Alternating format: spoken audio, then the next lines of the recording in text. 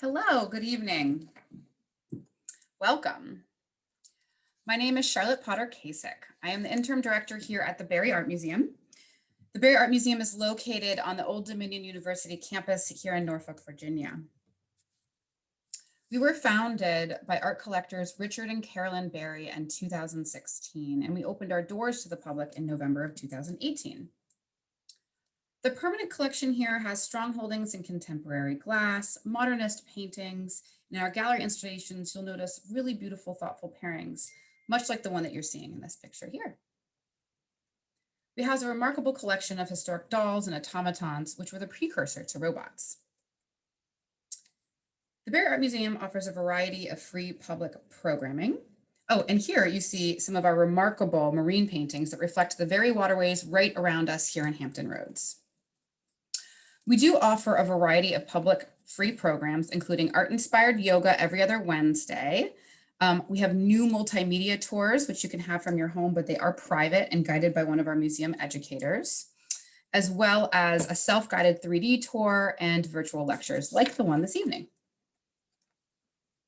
Our changing exhibition, Orchids, Attraction and a Deception, opened to the public on February 4th.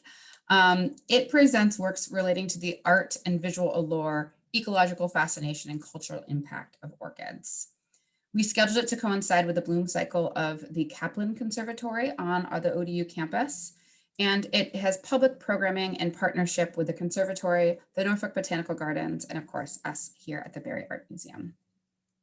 Here's just a few selections from the exhibit to share. On the left, you can see Jennifer Angus. This is a massive wall installation where she used real insects that she pinned to the wall along with dried orchids to talk about the pollinators that pollinate this species. And on the right, you can see a piece by Paul Stankard, who is a world-renowned glassblower. Here you can see a piece from the Harvard Balashka collection, which is on view, as well as other installation shots of the exhibit. This evening, I'm pleased to present our Cross-Pollination Lecture series. It's a series of conversations between contemporary artists that are exhibited in the show and then botanical experts in the field. This evening's lecture we have titled Collections Hybridized, Imagined and Real. It's an illustrated presentation and a conversation between artist Brett Day Windham, who was also on the exhibition advisory board and helped shape the show itself, and botanical expert in the field, Bob Fuchs. Both Windham and Fuchs have extensive histories filled with their groundbreaking works and achievements. First this evening, I'm going to introduce artist Brett Day Windham. Brett Day Windham was born in Cambridge, England, and raised in Providence, Rhode Island. She's a multidisciplinary artist working with sculpture, installation, and collage. She received a BA from Hampshire College and an MFA in sculpture from RISD. Her work has been included in shows in the US, well, really and around the world. I'm not going to read this whole list because it's wildly extensive, but she's also received a Dean's Fellowship at RISD, was nominated for the Joan Mitchell MFA grant in the same years. She has residencies around the world, including Paris, France, Brooklyn, New York, and Norfolk, Virginia, Key West, Florida, Italy, Penland, to name a few. Her work has been discussed in Hyperallergic, The New York Times, V Magazine, Art Blog, White Wall Magazine, Her Royal Majesty, the Newport Mercury, and the Bangor Daily News. Please join me in welcoming artist Brett Day Windham. Thank you so much, Charlotte. Let me pull up my lecture here.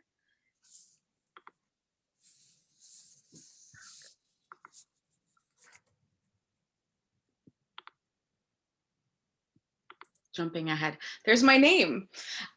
So I just wanted to start out by saying thank you to the Barry Art Museum for inviting me to work on this show and participate in this show and to do this beautiful lecture.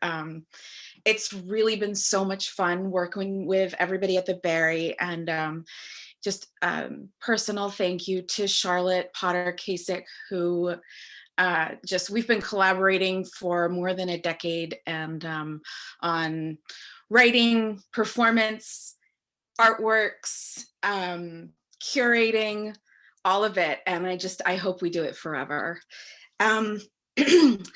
And thank you to Bob Fuchs for agreeing to chat with me and to share his amazing knowledge of orchids with us in a moment. So my lecture is really about, my chat is really about collecting. And as I was kind of gathering images to make a new slide talk for this evening, I was looking at all of these photographs of myself just holding things up aloft, which I do a lot of photo documentation while I'm working. And a lot of my work is about collecting, gathering, finding, and then figuring out what to do with those collections of things. So a lot of walking is inherent, a lot of picking up possibly dirty things, possibly clean things all over the place. So these images are from some of the places that Charlotte mentioned, from Key West to Paris. I'm going to talk about cyanotypes in a moment, which is what the work I've been focusing on and the work that I was commissioned to make for the show at the Barry. But I kind of wanted to give a little bit of history to explain how I landed there. Before, during, and after graduate school, I started working on this piece called Rosary, where I picked up an object a day on my walk to my studio, wherever that studio was. And in graduate school, we move all the time. We have different studios, you know, things are very mercurial. And this was really a captivating practice for me. It helped me to feel more at ease when I got to the studio. It helped me to always have something in my hand, a totem to get started with, helped me to get out of my own way. And it really spoke to my love of finding found objects, which I get from my dad, who's also an artist and a bit of a scavenger. Howard Windham, you can look him up. He has a show coming up at Imago Gallery. So here's a detail of that piece, Rosary. So over 5 years, one object a day. I had a whole set of rules to limit me and focus me, only one object, no switching. And then the next piece that I made in that vein was this piece called Cipher, which I did during a residency in South Brooklyn and then showed at Smack Mellon. And this was 1 month of walking in South Brooklyn through an industrial neighborhood out into the amazing neighborhoods around Sunset Park, Chinese, Hasidic, Hispanic. And it was incredible the amount that I was able to collect in just a month. And I started inviting other creative people to walk with me. Sometimes they were taller, they could reach other things, they noticed other things. Sometimes they had a theme. They wanted to look for things that had to do with money. They wanted to look for just purple. And so that's a close-up of this. So I try to let the objects that I find dictate what the work then looks like formally. This was a piece that I made for a show in Denver, an installation called Tassels. And this was from working in multiple neighborhoods that had a lot of fabric creation going on, a lot of, also in Sunset Park, also in the fashion district in New York, a lot of textile remnants. And other things that I just collected. I realized I was finding certain colors and started grouping them together, and they became these tassels. And I was interested in these ideas of mysticism that tassels can hold, and power, and also the history of French I'm going to say this wrong, passementerie. I think I got that right, which is the making of beautiful ornate tassels. This piece is called Tapestry. Made it spending about 2.5 months in Paris on a residency with Artslant, which I've learned recently that residency is no longer going on. So it's very special that I was able to do this. So 2.5 months of walking. And when I started walking from where I was staying in the Marais, it was so clean that I was worried I wasn't going to find anything. So I had to start digging deeper. And I ended up walking through every neighborhood in Paris. I was there during the Charlie Hebdo terrorist attack and subsequent march. And you can see that Tout Charlie hand in the detail image. So again, thinking about how these objects want to be displayed. Where am I in the world? What am I seeing? So the idea of a French tapestry kind of turned on its head, made out of trash. And then the practice started expanding even more, where I documented everything I found in these 2 specimen journals. So these are 2-scale watercolors of each object in the installation. So I think here you can see all the way on the right, those little kind of red and green stickers replicated at the top left of the page here. So you could almost use it as a ledger or a guide for looking at the sculpture, and each object is labeled with the name of the street where I found it. So I came back to Brooklyn, where I lived for a long time, and I was pregnant and had my first child, and my thoughts kind of turned more to the domestic. So this piece is called Cat's Cradle. And over a couple of years, my final years living in Brooklyn before I moved back here to Rhode Island, I collected objects on my walks to my studio, and then with my son, walking him around the neighborhood, trying to get him to sleep, trying to get him to be happy, to relax, just enjoying being outside. And in Brooklyn, there's a long and storied tradition of people leaving books out that they've finished with for other people to pick up, which I have found many of my favorite books that way. So there are books and objects, and then cast resin hands of my own, my husband's, and my infant son. And there's a detail. I think you can see Zadie Smith and a book called Exotica, which was appropriately filled with plants. After moving back to Providence, I was invited to respond to an exhibition at the RISD Museum about their Gorham silver collection. If you know the Gorham Corporation, who produced incredible fine silver tableware, trophies, all kinds of amazing objects. They were here in Providence, and RISD has an incredible collection, but during the Industrial Revolution and afterwards, it took a huge toll on the environment around Providence. So I walked the path among their 3 former factories collecting found objects, and had this interactive performance where the waterways in between the factories were represented with these mylar ponds, and people were invited to paste Xeroxed images of the objects that I found and of the RISD Gorham silver collection into the pond, kind of starting to think about environmental effects of Rhode Island's industrial past. We also made collaborative collages using the same imagery, and that's a detail of a couple of those. And that was a really exciting practice, because I had invited artists to work with me before and walk with me, but I had never invited the public. So that kind of brings us to where I am now, which is focusing on the cyanotypes. Here's a grid view of a lot of the ones that I've made over the past 2 years. With the birth of my son, I found that it was great to have a practice that I could make a print quickly while he napped or when I had a free moment, in order to keep my mind thinking about my practice, keep agile, and I was able to introduce color in a more intentional way than with the objects themselves, where I was restricted to whatever color the actual object was. I could be more playful, think about color theory. I studied simultaneism, which is Sonia Delaney's favorite theory of color, Johannes Itten, Goethe.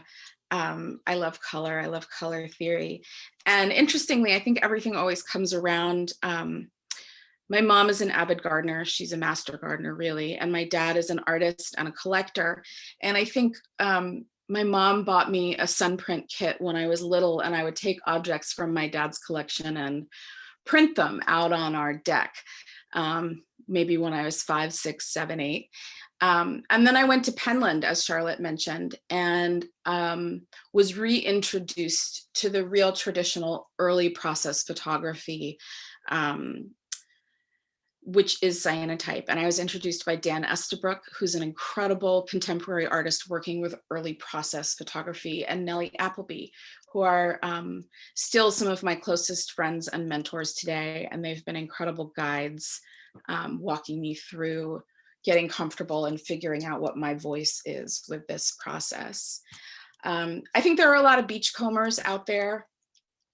So my challenge was to figure out, how can I communicate to you what I see when I pick these things up? What colors do I see them in? What connections do I make between them? What formal considerations do I give them? So I started trying to make prints where I could answer those questions and could show you some of those things. So this is one of the first ones that I came up with. It's called Rachel Carson. It lives in Los Angeles now. It was named for the wonderful Rachel Carson. And it was from a very specific day on the beach. So these again are collections from walking, just as with the installations. And I think that you can see what I saw when I was putting this talk together was that I actually started drawing lines between the objects, much in the same way that I was drawing lines with thread and wire and beads in the earlier installations. This is what it looks like after I've printed some large sheets of paper in the sun when they're hanging to dry. And I believe that the one in the far right is the one that you just saw before it was painted.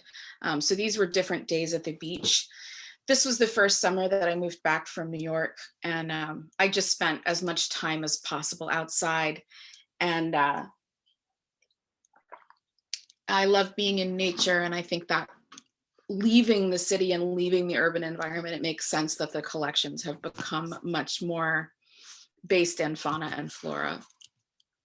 There's another one from Tappan's Beach in Little Compton, Rhode Island. Very, very special place. Cornucopia. You can kind of get a sense of the scale from these overall images that I'm showing you with my hand and with the environment that they're in. I see satellites, and I see a bit of a mystical connection, and I see constellations in these arrangements. And I think that the gold lines help to highlight that. This is cow vetch that I picked here in Providence. It's a detail. I'm really interested in getting as specific as I can with the specimens that I find. And I think a lot about Anna Atkins, who was sort of the most famous progenitor at this point of cyanotypes. And I think we'll talk a little bit more about her later. She used the process, she was a botanist, and she used the process to document her specimens. So any little tendril, any little root really delights me, which makes the process a little bit more difficult. This is a fan coral. I collected some fan coral from, this is an antique piece of fan coral that I collected from a RISD librarian who was deaccessioning her collection. I wasn't sure if I could make this work because it's kind of a cliched image, but I felt like I saw a lot here, a lot to be discovered. So this piece is one from a diptych called Arides. And I come back to the fan coral a lot. I also have issues with people removing things from reefs and old coral needing to stay in the sea. But this was an antique that was being deaccessioned, so I took a liberty. Then I started really wanting to work bigger. These were some giant ferns that I collected from a walk in the forest with a very nerdy picture of me holding it up to show the scale. At that point, that was the biggest print that I'd made at 26 by 40. This one underwent a lot of color change before I was happy with it. So the work kind of just keeps getting bigger. This was a diptych that was commissioned last year called Good Fortune, and it's a combination of a Queen Anne's lace full plant with the root system and four-leaf clover. And so I included a photograph on the right of a process view once I've treated the paper of my choosing with the cyanotype chemistry and let it dry, I lay it out in the sun with my specimens on top or whatever I've chosen to print. And it gets tricky because this paper is really big. And I have found that I don't love putting glass on top of the paper. I lose some of the detail. So usually I have itsy bitsy pieces of tape between the specimen and the paper, but it can all blow away. And then I rinse it in a huge trough in my backyard. So there's a lot of finagling with huge wet sheets of paper that want to rip and buckle and tear. But I love paper so much, I'm very committed to it.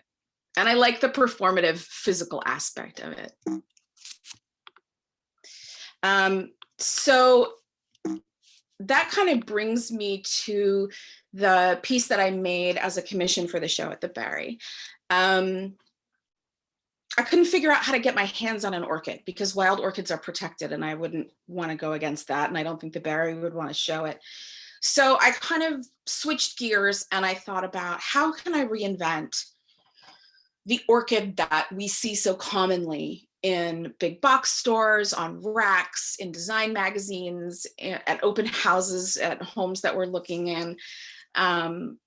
How can I make you look at it again, look at it through fresh eyes, which I think soon Bob will talk about how he's done that a lot more effectively than I have.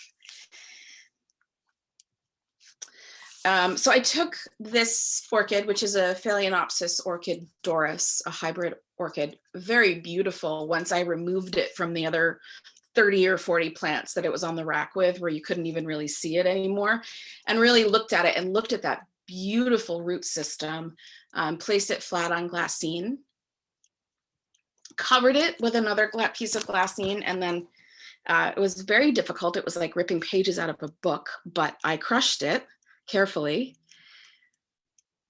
And after a couple of days, I opened it back up to see how it was doing. One of the things about creating prints is that you need to organize and manipulate the specimen to look how you want it to look when you print it, because when it's in the process of drying, it's going to move and shrivel and do what it wants. So you see the tape coming in, which is tricky because you can't put tape on a flower petal, it'll destroy it. After another 2 weeks, I opened it and looked at it again and adjusted it some more. And you can see that there was some mold on there, all the water that an orchid retains, which is why you don't need to water them that much, had resulted with the incredibly hot summer we were having in a lot of mildew and mold. So I scraped that off and was actually able to see more of the leaf vein system, which was really beautiful. Once it was dry, and ready, and once I'd coated my paper again, it was about 2 weeks later, just so you kind of get a sense of what goes into making one of these. And it doesn't have to be this intense. This is just my system, and this is kind of what I do to myself. I printed it in the sun. And then when I was ready to make the second mirror print, which I'm really loving, this Rorschach-ian kind of mirroring of the object, which I think takes it to another place outside of itself, takes your imagination to another place. I lined the first print up with the second. So you can kind of see tiny pebbles holding it down. I had one print that completely blew away. It's a ridiculous way to work, really. And then I bring them into my basement. Once I've rinsed them to stop the exposure, fix it, I bring them into the basement and hang them to dry. I usually hang them upside down just so that there's less visible possible damage to the print later. I don't want to touch the top of the print. It just depends on how the object is oriented. This particular print was the first one, and I kept it back kind of as an artist's proof because I wasn't happy with the way that the chemistry looked on the paper. I got 5 prints off of this orchid. At one point, I took all of the broken flower pieces and hand glued them with a really intense mosaic tile glue with a toothpick to put the specimen back together so I could get more prints out of it, because I felt like I had sacrificed this flower and I had to really push it as far as I could to give all it could. So I got some beautiful prints and I started painting. I use Winsor and Newton, and I use Japanese watercolor and gouache. oops. I love watercolor. It's also, a lot of this is about going back to really early pleasures. I love watercolor. I'm so thrilled to be working with it all the time again. And so I work very slowly in layers, letting the watercolor kind of show off all the different things that it's able to do, from bleeds to washes to pinpricks to very clear lines. Usually I let it dry overnight before I work back into it. If I want to create layers, if I want to work back into a wet layer, you know, I work right back in. So this is one of the pieces that's in the show. Two views of it, kind of a close up and far away, so you can see a little bit more about the layers. And there it is. It's called the Tropicalian Dictic. And I'm so pleased that it's in the show. I really wanted to play with the idea of the Rorschach and the patterning and the color, and just let my imagination go wild with it. And that's the end. Thank you so much, Brett. It's so wonderful to have this moment to go behind the scenes and really see an illustrated version of how this all came together.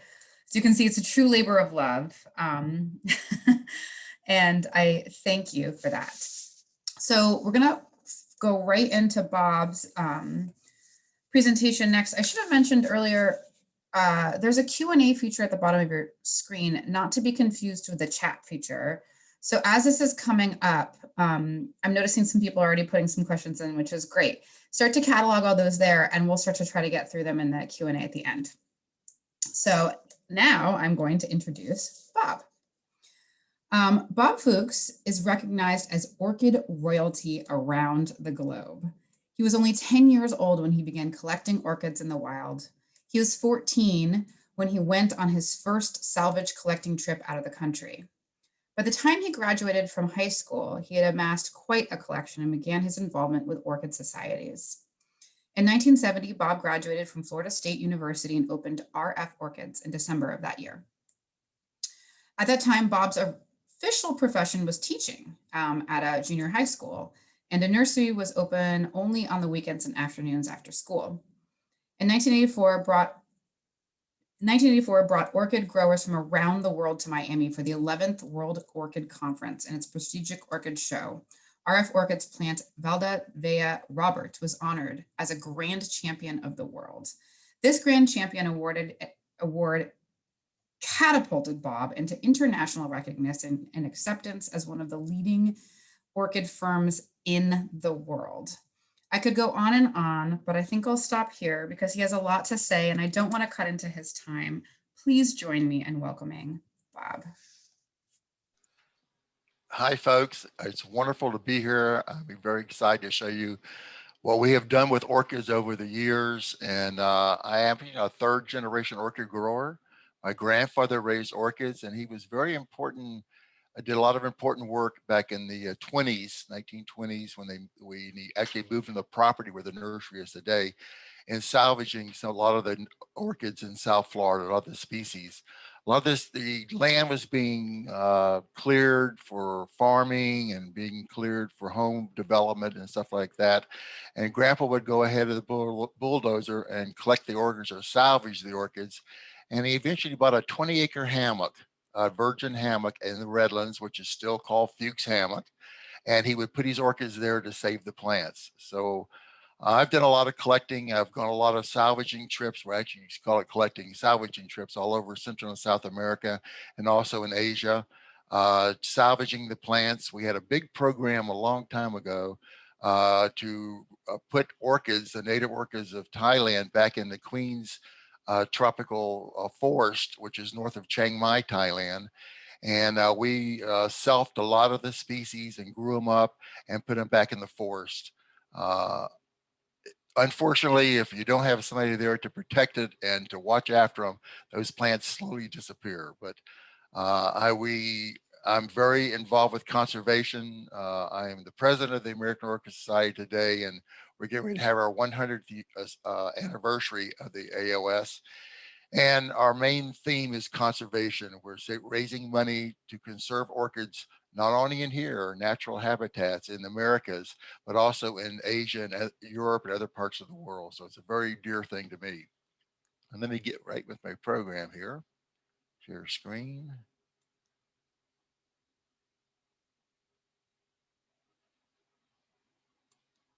All right. I'm going to talk about the trends in vandation. Now, vandas are the plants that we have hybridized and bred the most, and what's really made us famous in the orchid world. As Charlotte said a few minutes ago, one of our vandas that we grew from seedling became grand champion of the world in 1984.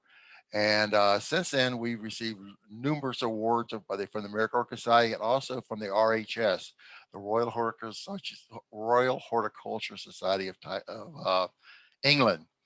The RHS Orchid Committee is the first folks who actually judged orchids. And back in the 1800s, when a plant was awarded, they did an original watercolor painting of that orchid, which was pretty interesting. And even today, you can go into the archives of the RHS and see these beautiful watercolor renditions of the orchids that they awarded back in those days. I was also an art teacher. I taught art in the junior high level of Homestead Junior High School. Okay, now let's talk about the classic Vandas. This is Jenny Hashimoto. This is a lot of Sandriana, about 95% Vanda Sandriana in the background. And Vanda Sandriana was the classic Vanda that all of the plants, as far as the most important plants for people to grow, as far as a large flower. Back in the early days, when they put the criteria for judging Vandas, they used the Vanda Sandriana as an example of that. It's a plant that grows down at sea level in the Philippines, has these great big flowers. The bottom part of it is a much darker saturation of color, of course, than the upper part. Here are some of the hybrids. Beautiful, not little, but large flowers. They come in a lot of variety of colors because they've been hybridized, and they all have this really nice big wide lip. And if you look real close, it's like two eyes, like a little person sitting there on a bench in the middle of it. One of my favorites is Vanda Cerullia. Now, Vanda Cerullia is a species. This is a hybrid, Samsai blue, but half of this is Vanda Cerullia. Vanda Cerullia has this basket weave pattern, which are tessellations in the flower. It comes from Burma and northern Thailand, which is now called Myanmar, and grows wild in that part of the world. It grows at a higher elevation. So by hybridizing this one back with the Vanda Sandriana, which is a lot of complex hybrids you're going to see a little bit later on, gave us a wide range of color, which is really phenomenal. But in that, I just love this one. I love the basket weave pattern there. Yellows, always striking, Vanda Fuchs Sunbeam. And this actually derives from using Sandriana alba, which is the first one I show you, but the alba form, which is a white top and a green bottom, and cross back with Durii. And Durii is a species that comes from Java. And by selective breeding over the years, we're able to produce this really beautiful bright yellow color. And you see those little eyes are looking at you in the middle of it. Another complex hybrid is still carrying the tessellations and spotting. Now the spotting we get from the upper part of Vanda Sandriana, but we're able through selective breeding spread the little spots out throughout the flower. We try to increase the size of flower and decrease the size of plant. Now, Vanda Sandriana, the species itself, the plant will grow to 4 or 5 feet tall. They get huge. So over the years of hybridizing, we've tried to increase the color, add new colors to it, and also decrease the size of the plant. And here's Vanda Roberts Delight that has almost a 5-inch flower on a plant that's only about 2.5 feet tall. So we really got some big flowers on relatively small plants.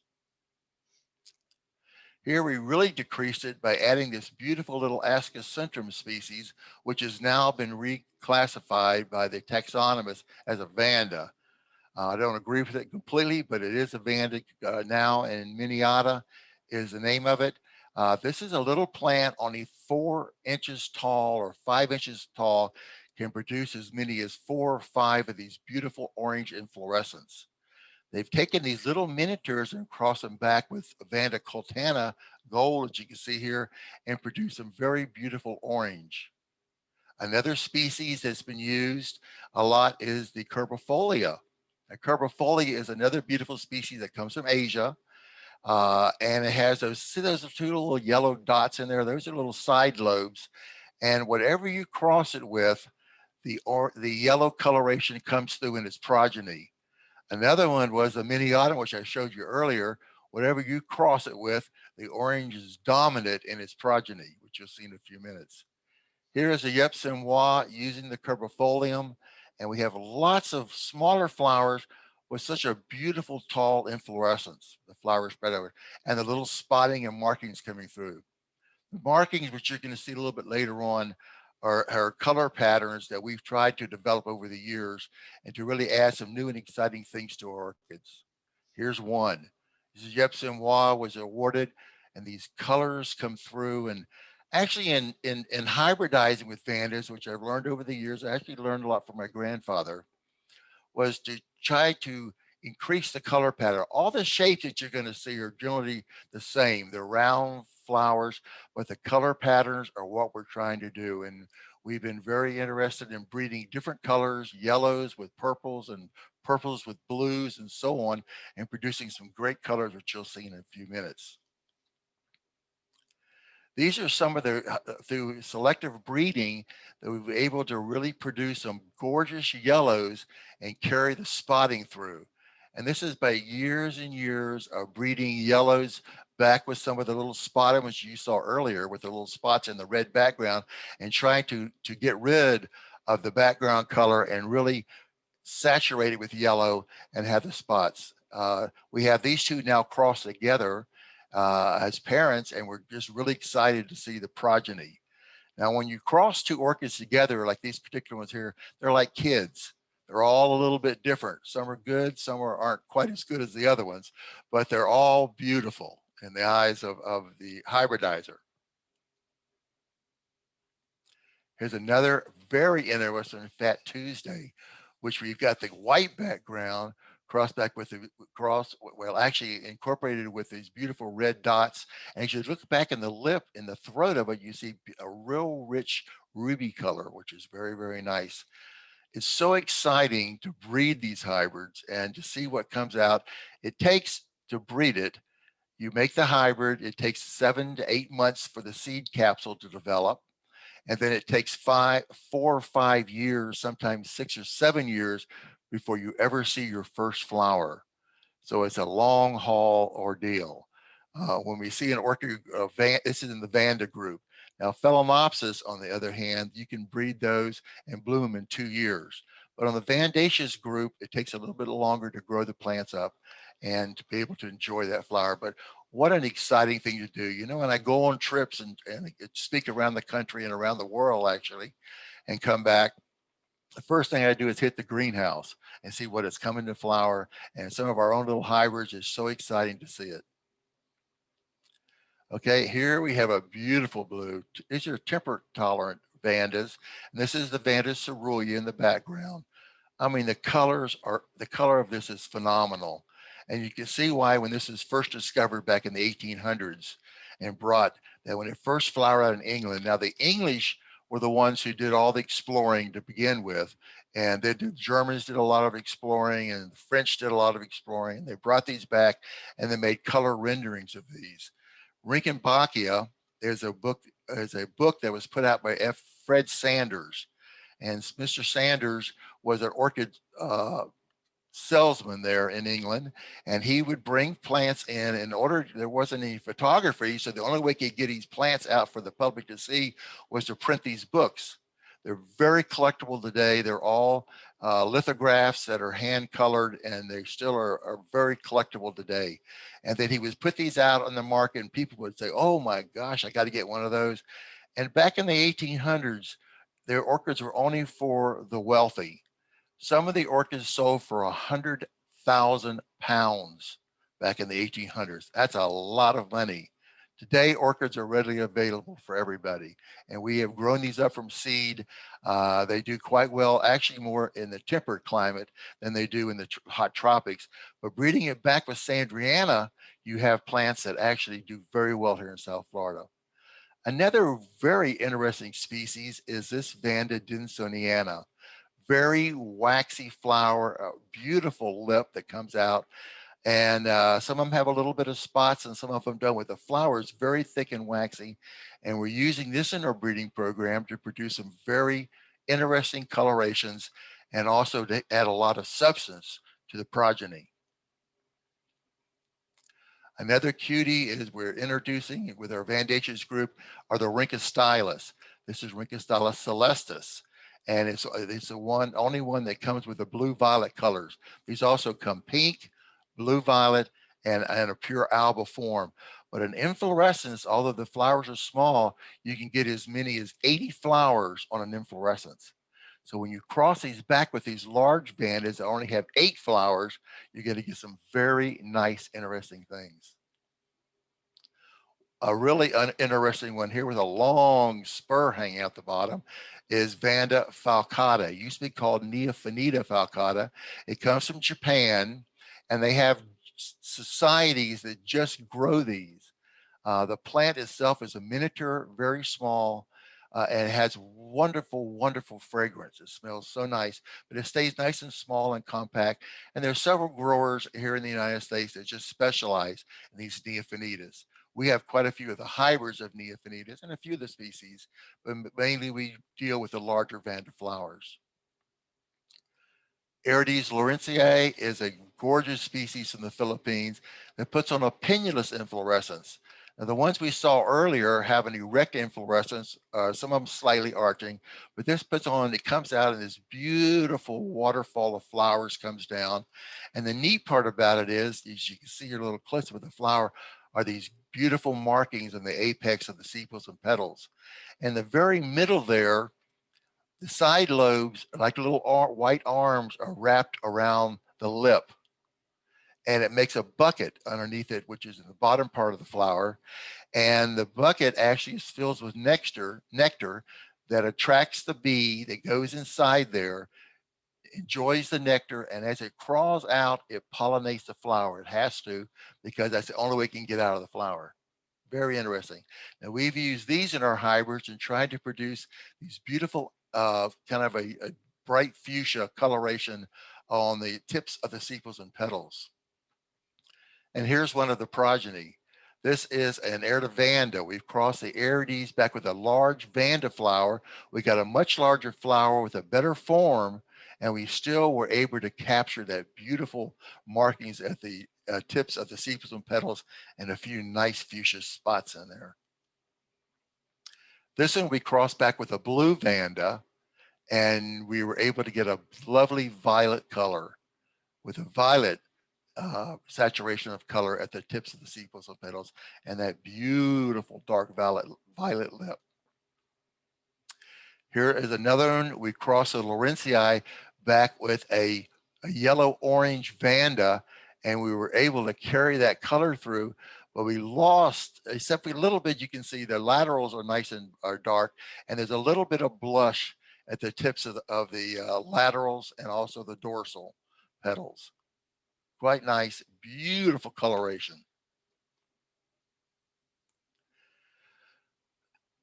This is a hybrid that we made using a yellow. Now, over the past several years, we really concentrated on trying to get some unusual and different colors in the Vandaceous Alliance.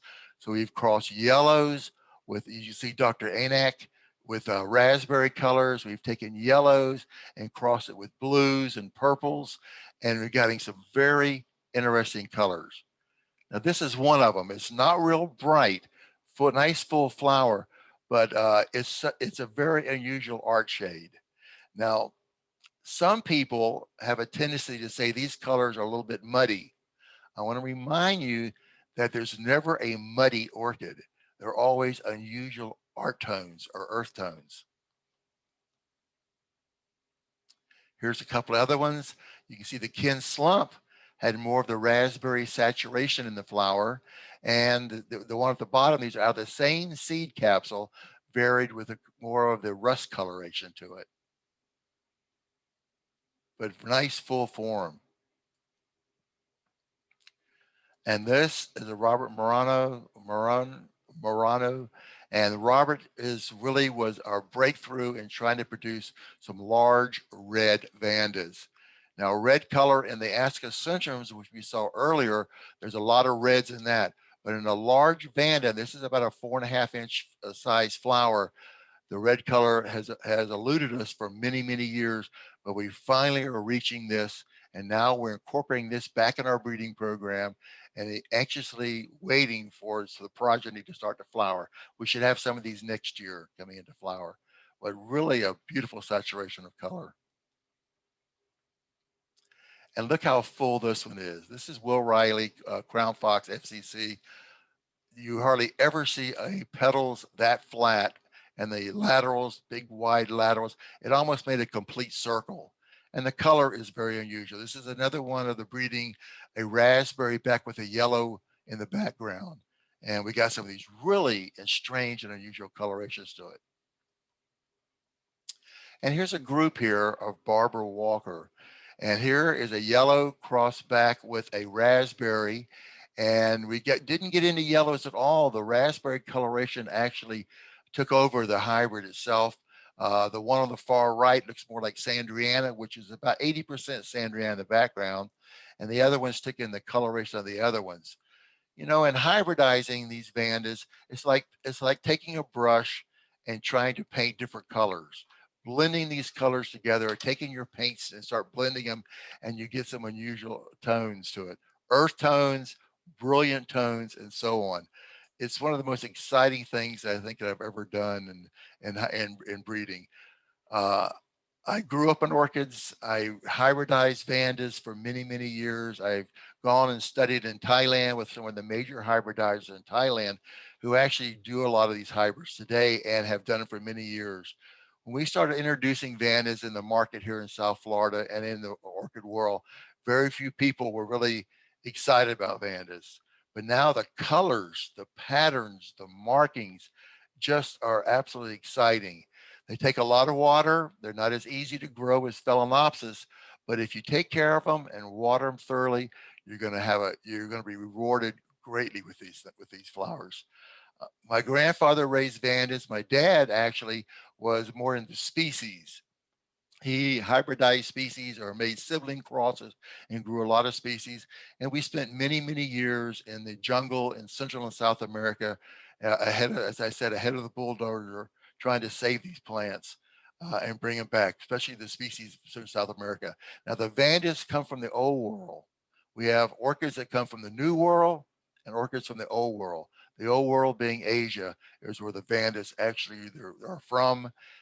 They had been bred for many years, and there's always something new and exciting to bring to the table. You know, a lot of people say once you get a big flower like this with this great color, then you know what else is there? There's a lot of things. The Vandaceous group is an extremely large group and are compatible Vandas with the Arides. You can cross them back with the Neophanitas, Falcatas, and so on. So there's just an amazing amount of hybrids, and we're seeing a lot of things done today by bringing some of the species that haven't been used for many years, crossing them back with these large flowers and getting some of the most incredible color combinations you'll ever see. Absolutely unbelievable. There's always something new and exciting out there for all of us to enjoy. I've been very blessed to be able to grow orchids. I learned a lot from my grandfather and my dad, and it's really been a blessing. You know, if you really love what you're doing in life, you're always going to be successful. And I enjoy it very much. And I'm sure Brett, what she does, she's very successful, and she does a different kind of art and doesn't hybridize orchids, but you know, we all have our gift that God has given us, and this is my gift, and I'm happy to share it with you folks. Please join the American Orchid Society. I'm going to put this up here just for a minute. As being the president of the AOS, It's the largest orchid society in the United States, and it's absolutely amazing in the world today. So if you ever get to South Florida, come see us. Thank you so much, Charlotte, for giving me this opportunity, and Brett. No, this is amazing. I mean, this was such an experiment to say, okay, let's take an artist and a horticulturist and shove them in the same conversation and see where it all overlaps in the Venn diagram. And listening to your talks this evening, I got so excited because there's a lot more in that juicy crossover than I would have expected. Often there's sort of this siloing, right? Like the arts and the sciences, and there's never the two shall meet. But I know we're going to touch upon a little bit how they merged in the past and how you two both have a lot of crossover. A few things I noticed immediately was this clear interest in preservation, being colorists, patterns and tessellations. I didn't realize you also taught art classes, Bob. So, I mean, there's some relationship there clearly. And that you're both kind of like taking in the family business. So my first question is sort of maybe an obvious one, but it's clear that you guys are both colorists and interested in the subtlety and the nuance of saturation. I know you approach your palettes a little differently, and you touched on this a little bit, but could you each speak about how you paint with your mediums? How much is still left to chance and how much is truly intentional? Brett? You want me to go first? All right. Yes. Okay. I wouldn't want to follow you. Color obviously is tantamount to me in my practice. And I think I touched a little bit on color in my presentation, just in that I try to walk a line between control and chance. So with the sculptural works, I'm pretty committed to keeping them the colors that they were when I found them, but to organize them in a way that surprises you. And I get a lot of feedback at exhibitions of people not believing that they aren't painted, which surprises me. And then really one of the most exciting things with coming back to painting and drawing, which I think for most of us is sort of one of our first joys, is being able to break out of that control to my experiment and to go a little bit wild. But I still find, looking back at my installation work, the collage work that I didn't show, my palette kind of remains the same. There's a lot of similarity that can be drawn through, and I look at a lot of color. I look at art constantly, and I do love that when I'm painting, I can kind of just let go and hope that all of the knowledge and research and learning and looking will sort of synthesize and come out. And I just don't think about anything at all. And I think that synthesis of research and knowledge probably speaks a lot to what Bob does. Yeah. Actually, in hybridizing orchids, you know, I mean, they're like, the blues are so spectacular, and we bred a lot of blues with blues, and some with trying to increase the tessellation. I mean, I think the tessellation pattern is such a beautiful pattern, and you get that from Cerullia. So for years we've kept the, you know, being a purist with blue, we've bred the blue violets with blue violets and produced some great things. And then with the yellows, but you know, I mean, mixing a palette, taking a bunch of paint and putting on a palette and starting mixing it together is kind of like in hybridizing. You never know exactly what you're going to get. You have a plan and you hope that this is the way it's going to turn out. But in the orchid world, there's so many different colored patterns. Like there's yellow Vandas with red lips, and there's yellow Vandas with blue lips. And you always wonder if that blue is going to come out. If you cross it with a blue Vanda, you're going to get a more saturation of blue color. And a lot of times you're a little bit disappointed because they get a little bit too earth tone, and you lose that brilliance. I mean, the orchids themselves in the Vandas, I mean, I love these brilliant colors, and you're never going to, you get those colors only, the palette of colors, or the range of colors rather, you're only going to get in the Vandaceous group, which is just absolutely phenomenal. And we do a lot of hybrids, and some are a little bit disappointing. I'm not going to say I'm completely disappointed, but a lot of them are a little bit disappointed. But all in all, we're very happy and excited to see these different flowers come out. Well, I mean, that shows that you're really pushing the limit. If you don't have failure, then you're clearly not truly Exactly. experimenting. I Right. mean, I have a really stupid question as an artist. I would assume, like in the art world, you take blue and yellow and you know you're going to get a green, but I'm assuming that's not the case when you start crossing orchids. No, it's not. We found out with Cattleya orchids that a yellow Cattleya crossed back with a light colored lavender has produced dark colors, dark red colors. And Huh. so the yellow has enhanced the purple and turned it more to a red. In the Vandas, it was different. But so each genera, there's different characteristics that they go into it. And we've learned a lot of hybrids over the years by crossing a yellow Cattleya with a purple Cattleya, you're going to get some really intense colors. But that's not always the case with Vandas. So it's hybridize and learn.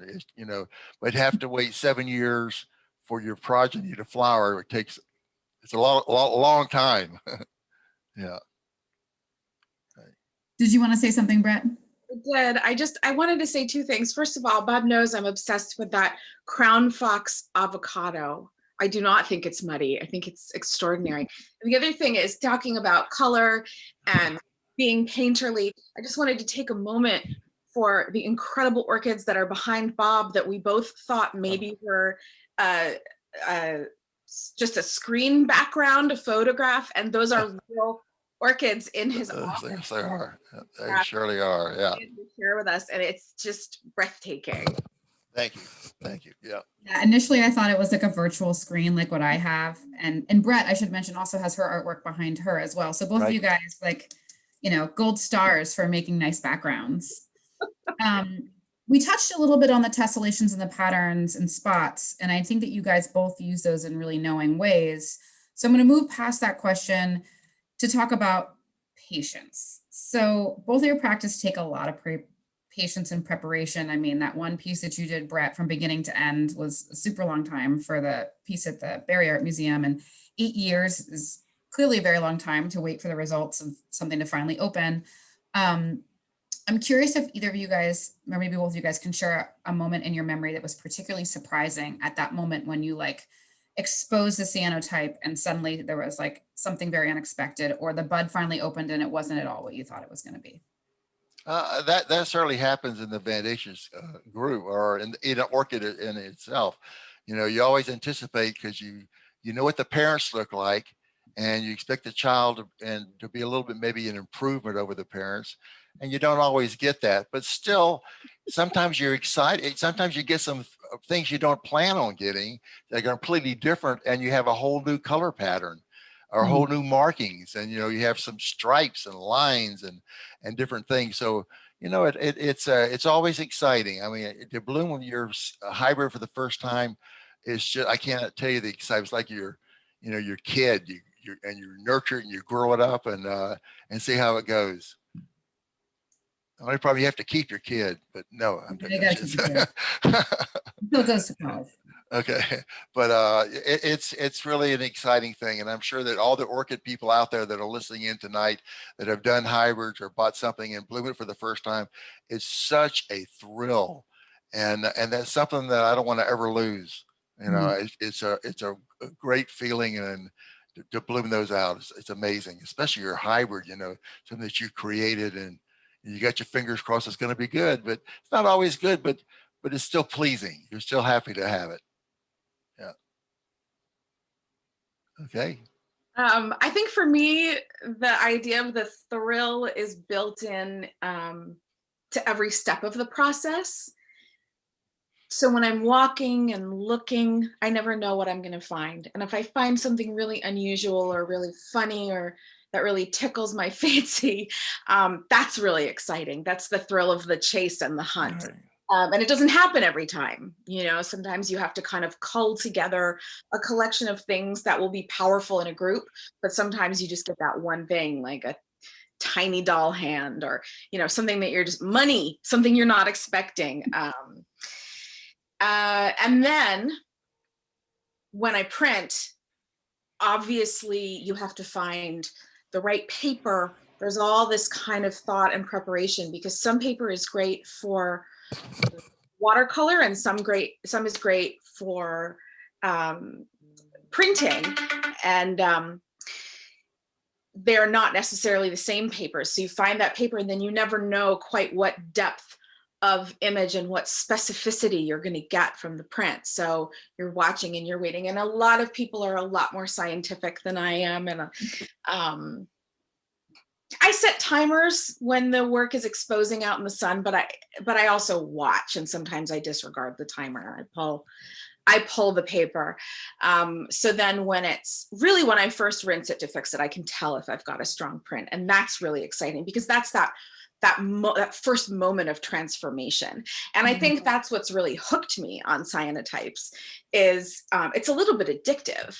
You don't know exactly what you're going to get. You have this negative image, but it transforms. It's a little bit like looking at clouds. What do you see in the cloud? What do you see in this shape? And then I have a third moment of exciting when I begin to paint and I see what works and how to weave the colors together and what I want to push forward and maybe what I want to leave alone and let stand for itself. So I've really built these slightly nerdy private thrills throughout the process. And the whole thing, it's slow, but it seems fast. It's so exciting. And I mean, with my installation work, the piece that took 7 years, I was working on other things at the same time, but I always knew that I had that in my pocket. And I think the thing that kept me going, probably much like with Bob, was that people were really enjoying it. And I showed it as it was growing. I continued to exhibit it, and I got all this feedback from people who found a lot of joy with it. So there's a lot of personal little moments of sparking joy built in. I think it's fascinating, Brett, that you can get a doll's hand and a whole world evolves around that. Your imagination. I think that's really fascinating. Yeah. Weird girl. What can I say? There's a great sort of family anecdote that when I was in undergrad and college, I studied in Italy, like a lot of kids do. I went to art school. And at the end of the semester, at the holidays, my family came to join me. And funny enough, talking to Charlotte, who's such an incredible glass blower, I know she knows this story. We went to Venice as a family, and we took one of those chartered boats out to Murano, where they sort of your hotel hooks you up with a boat and with a studio to visit. And we got off the boat at the dock in Murano, and my dad and I looked down, and the glass blowers had been throwing their mistakes out the windows for years. Wow. So there was all of this sea glass that was blown glass that had bits and stripes of color woven through an incredible box. Interesting. Yeah. The two of us in December took our shoes and socks off and got in the water and started collecting it and gathering it and hoarding it. And we were supposed to be ushered into this shop to buy things. And instead we had we still have it at my parents' house, this bowl full of found object blown glass, sea glass. So that's kind of where I come from. Great. Collecting. There's actually a really good question here that relates to that. This is for Brett. They said, has anyone ever seen one of their own possessions that they had lost placed in your artwork? Has anybody come to you and been like, I lost that? I've been waiting for that to happen, because it's been 11, 12 years now that I've been making that installation work, and it hasn't happened yet. But what has happened is that people have both added to the installations, added their own work to work on the floor. Wow. Kind of like devotional, here, let me add. And it's often illicit material.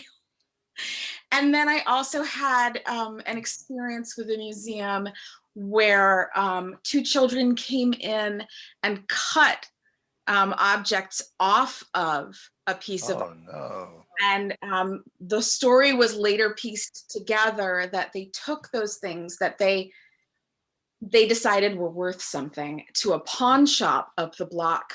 No. Museum, tried to pawn them. And it was things like a peacock feather, a fake diamond encrusted Jesus medallion, the paintbrush rest that you put on the edge of your paintbrush turpentine can if you're an oil painter that look like brass knuckles. So the pawn shop owner called the cops, who called the museum director once they got the story out of them. They returned the pieces in a takeout container, which I still have, and I reinserted the work back into the piece, but they're all marked so that you can find them. So Wow. I haven't had anybody find their own possessions yet, but I have had some other unusual things happen with the work. That's amazing. This next question is for you, Bob. You talk a lot about how, from beginning to end, it takes 7 years. There's a couple people asking if you can talk us through the layman through this process. Is it grown from a seed? How do you crossbreed? Can you just sort of lay it out for those of us who are not as familiar? Right. Well, we take the pollen and the most all orchids except for the catasetum group, the male and female part in the same flower. And so you take the pollen from one and put it in the other one, remove the pollen from the one you're inserting the new pollen in. And takes about 4 days and that little area swells shut. And then you wait and see if it's going to develop. The seeds are produced in the stem. It's behind the flower. And it takes about 6 to 7 months for that to swell, and it swells up, makes a big green pod. And then we take that pod to a laboratory. And when we take it to the laboratory, they put it in a sterilized bottle with agar, and they can use banana seeds and different kind of things in there to fertilize it. And it grows in the sterilized container for about 2 years. The first one is called the mother flask, and they put the seeds, just throw the seeds in there, and then they go back with tweezers in a sterilized container with your rubber gloves. You go in there and you pull out and you replant these, sow them in rows in the next flask, and they grow in there for about 1 year or 2 years. Then you take them out and you put them in a potting material. And we take them out, we always use a little bit of Super Thrive, which is a vitamin hormone. Those little youngsters come out of a sterile environment and they need a little kick. And so we use the vitamin hormone Super Thrive, and it actually picks them up and they go in a pot, and they start to grow.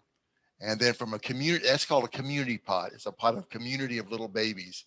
And then from the community pot, they go into individual pots. And from individual pots, they go into a basket or something like that. Generally, we use baskets here in South Florida. And you wait, and that's about a 5 to 6 year period. And then the bloom spice comes, and you get so excited, and here it comes, and it opens up, and either you go, yay, or, oh, no. No. But it's a long period to do it. It takes quite a bit of time, but it starts off from the seed. Every seed capsule has millions of little bitty seeds. The seeds are like dust, very small. Some orchids have larger seeds than other ones, but Vandas are little elongated seeds. And each seed pod has literally thousands and thousands and thousands of seeds in it. Oh But gosh. you can't take them and just put them in a pot and watch them grow. You have to do it. I mean, in the wild, the seed pods breaks open generally in the dry season and flies out to the trees. And when the rainy season comes, hopefully it's in an area where it has the proper fungi to start to grow, and it grows on the trees. But out of millions of seeds, you may get 1% germination. Yeah, very, very small in the wild.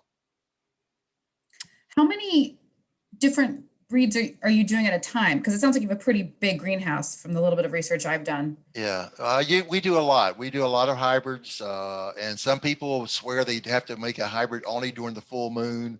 Some people say they only can make it during the new moon. We make them when we find something that we like, and we have pretty good luck, as far as when we make a new hybrid or something like that. Then you can also store the pollen. If you take the pollen out of a flower and you have nothing to hybridize with it, you put it into a paper towel. Never put it in a plastic bag because it'll rot. It'll sweat and rot in there. But you put it in a paper towel and Kleenex or something like that, and wrap it up and put the name on it. And you can store it in the refrigerator for 1 year. The pollen, and it's still good. So it's a fascinating thing. With orchids, it's not like planting a row of corn, that's for sure. It takes a lot of work to do it. No, it's a massive amount of patience. That's right. That's why orchids is just pretty amazing. Orchids are very inexpensive in comparison to what it takes to grow up to produce that orchid. Phalaenopsis are the most common. They are produced by the Julians, the Taiwanese, make amazing hybrids, and they ship thousands and thousands and hundreds of thousands over the U.S. market every year. It's just unbelievable. Yep. Yeah, it makes me really appreciate what I pick up at the box store. We're gonna do one more question before we wrap it up. We talked a little bit about how it seems like both of you have interests that link back to the Victorian era, the 1870s, and the height of collecting and cultivation, and this thing called orchid mania, right, that we've all heard of. Can you each help me trace these historical lines? And we had a little conversation about this. Maybe, I don't know who wants to go first. Let's talk about this. Okay. Historical lines, Rinkenbach's, Fred Sanders was the first one to actually start these books as far as selling his orchids. And those Rinkenbach's were done for Mr. Sanders and his thing. And they were all hand colored by H.G. Moon. He did the hand coloring on those things. And they were all done for the commercial market to start with. Now, over the years, there's other people have done books on orchid books. But mainly it was started off by they wanted to sell their plant in order to get the picture out there to show people what it looked like. And that's how they did it. These are some Rinkenbach's here that are pretty amazing. The American Orchid Society has a complete collection of all of the original Rinkenbach's, which is pretty amazing. Yeah, and Brett, if you ever come to South Florida, I will take you to our library and show them to you. They're really all the original watercolors that were done. Yeah, pretty amazing. There was Lindinii also did some beautiful orchid albums, and all these plates they sell them. The unfortunate thing is that when people started buying these plates, years ago, they would take the books and tear them apart. And so it's hard to find a bound original Rinkenbach's today, and they sell for thousands and thousands of dollars, or Lindinia. I mean, you can buy the plates. They're not readily available anymore. I used to go to England every summer to go to the orchid show or go to Chelsea Flower Show in England. And we would go to the antique shops and find these that were really reasonable, but now you can't even find them anymore. People have all sucked them up. The Chelsea Flower Show, by the way, if you ever get an opportunity, is the most prestigious horticultural event held annually in the world. And we were the only orchid nursery ever invited from the United States to exhibit. And we exhibited for 3 years. That's amazing. The Chelsea Garden Show is a dream of mine. Yeah, it's what a major thing. Got to see the Queen. Yeah. All right, and Brett. Yeah, I think that this is a place where this idea of the cross-pollination lecture comes to life both historically and now. So while all of this incredible orchid collecting all over the world was going on trade routes and coming back to the United Kingdom, and people were getting obsessed with the idea of the Wunderkammer and the idea of collections, having the wealth to create collections, was also the sort of the birth of photography, which is an incredible overlap, which speaks directly to what Bob is doing and to what I'm doing. So Henry Fox Talbot invented photography. Anna Atkins, you see here, learned photography directly from him. She came from a well-to-do family, and they were very connected with people in the arts. And she was a botanist. She had a group of women botanists that she would go and collect specimens with. And then Sir John Herschel, who invented the cyanotype process, taught her how to make a cyanotype, which is a pretty simple 2-chemical 1-to-1 process. So she figured out a way to create a record, which was easily reproducible even, but not quite yet, of some of her most beautiful species. So she started with algae, which I still haven't quite figured out. Interesting. how she made such extraordinary prints from algae without drying them out, collected from the seashore, and then moved on to Algae. extraordinarily beautiful prints of poppies, all different kinds of plants, flora and fauna, or maybe just flora.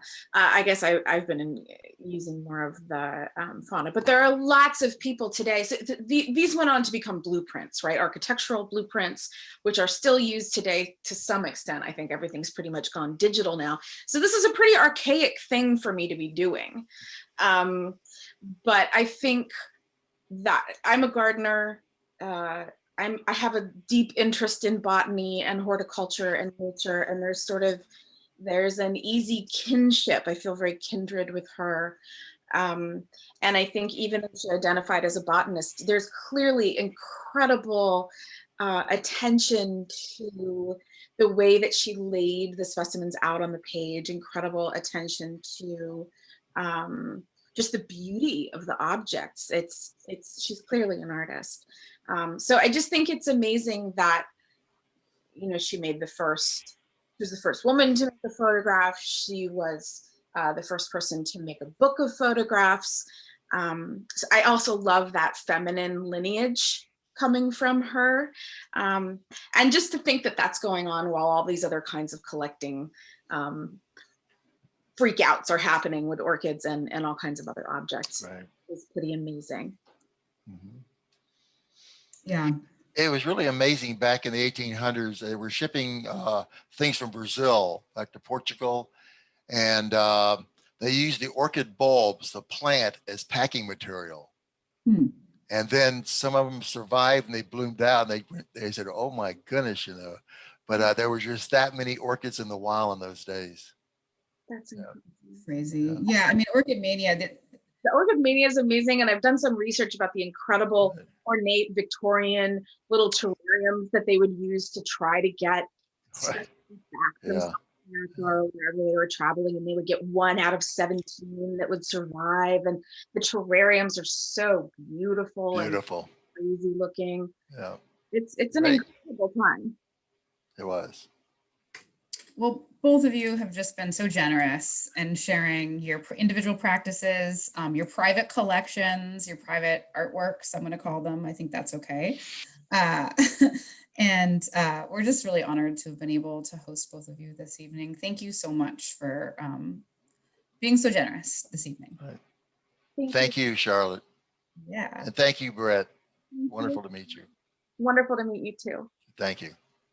So I'm going to just close out this evening with a few images from the Berry and tease a little bit about what's happening next. So if you've enjoyed this evening's event, please consider becoming a museum member. We do all of this free programming, and you can support us through membership. Our next one coming up is a lecture between interdisciplinary artist Kalista Lyon and renowned plant scientist Sir Peter Crane. Peter's specialization is in fossil history, evolution, and conservation of plants, while Kalista's practice asks questions about maps and shares representations of non-human and human relationships that work to subvert dominant narratives of individualism that have been led our current ecological crises. Together, they'll be able to comment on the lessons that we can learn about the future from the imprints that we leave behind. I should mention they also have deep roots at the Oak Springs Foundation, who we've partnered with to put together our exhibit. They've been very generous. They've loaned beautiful antique books that are in the show. Sir Peter Crane is the president, and Kalista Lyon was a resident artist at the Oak Spring Foundation. Our museum is safely open. I saw some questions about that in the Q&A. Our hours of operation are Tuesday through Friday, 11 to 5, and Saturday, Sunday, noon to 5. Face masks are required. It's a completely touchless experience. You can wave your hand in front of the door and it opens for you. Come on in, experience it yourself. Thank you all so much for joining us this evening. It's been such a delight and pleasure, and we hope that you'll join us for our next talk. Have a great night.